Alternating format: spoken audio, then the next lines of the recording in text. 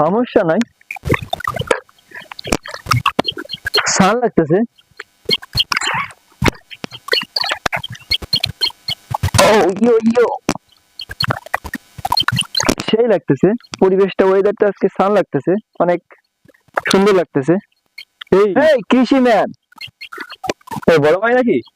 কি করছো এখানে? এই তো ভাই একটু গাছ। ভালো। হ্যাঁ ভালো, কিন্তু আপনি এইভাবে গায়ে মায়ে হাত দিয়ে কথা বলেন আরে আমার না, এটা পছন্দ না। এটা এটা তো আসলে স্টাইল, আসলে বাইরের দেশের স্টাইল, বুঝছো? তা তুমি এখানে কি করতেছো? এই তো গাছ পরিষ্কার করতেছিলাম। গাছ পরিষ্কার করতেছো? হুম। আজকে ওয়েদারটা ছান লাগতেছে, আমার খুব আনন্দ লাগতেছে আসলে। হ্যান্ডশেক হবে নাকি আরেকবার? হ্যাঁ ব্রো।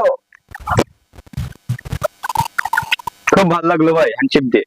সমস্যা নাই, হুম। ব্যথা লাগতেছে। তো কি নাকি এই দোকানে আবার ব্যথা লাগে? আমি মানে 3বারের বেশি হ্যান্ডশেক করা যায় না, বুঝছো? এগুলো আসলে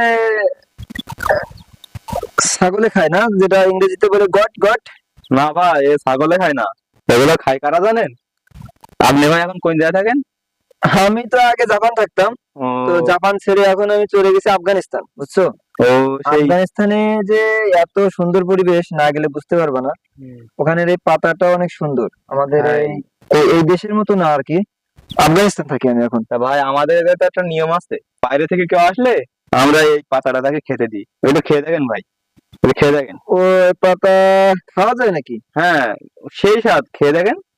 তো তো আমার এখানে আসলে পরিবেশটা অনেক খারাপ লাগতেছে, তো চলো আমরা একটু সাইডে যেয়ে খাই এটা। আসো আমরা একটু পাশে আচ্ছা যেয়ে খাই। চলেন।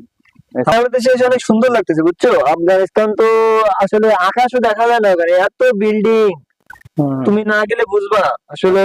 ওখানে হ্যাঁ ভাই, এখানে তো এখানে তো স্থান লাগতেছে, ওখানে কোনো ওই সুযোগ নাই, বুঝছো?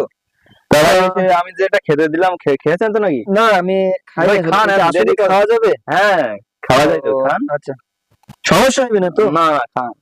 ঠিক আছে। শালা বলদের কাজ দেখি তো। কিভাবে করতেছো তুমি? না ভাই, কেমন লাগছে? আমি তো বললাম যে খাবি, খুব স্বাদ। এই তো মানে খুবই তিতো লাগতেছে, তিতে। কি ভাই, আফগানিস্তান থাকতে থাকতে কি আপনার গালে স্বাদও বদলাই গেছে নাকি ভাই?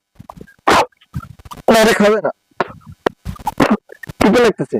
তা ভাই সে যখন থেকে আইছেন তখন তো দেখতে আপনি এরকম করতেছেন, তা আপনি কি স্থির হয়ে দাঁড়াতে পারেন না নাকি? আসলে আমি তো আফগানিস্তানের মানুষদের নাচ শিখাই, বুঝছো? তো নাচ শেখাতে যে আমি এমন হয়ে গেছি আর কি, আমি স্থির হয়ে দাঁড়াতে পারি না। আমি যখন শুয়ে থাকি তখন আমি আসলে এমনই করতে